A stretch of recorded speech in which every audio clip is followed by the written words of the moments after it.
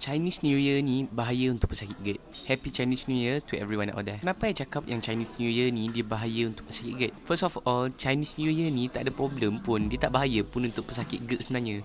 Cuma apa yang kita makan masa Chinese New Year tu. For example, yang paling common, buah limau. Buah limau ni dia punya tahap asid memang tinggi. Jadi untuk pesakit GERD ni memang bahayalah.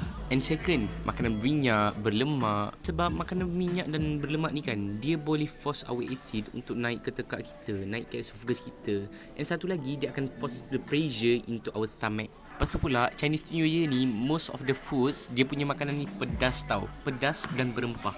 Yang ni boleh menyebabkan iritasi dalam our esophagus. Esophagus kita ni dah sensitif kan. Lepas tu kena pula makanan pedas, memanglah lagi terluka. And then, jeruk, makanan masam, including yang limau tadi, sama je, dia akan trigger kita punya stomach acid. And another thing is, bila Chinese New Year ni, of course kita akan makan banyak. Makan banyak ni pula, makan banyak sekaligus. Bila perut kita ni terlalu penuh, tekanan dalam perut kita ni dia terlalu tinggi tau.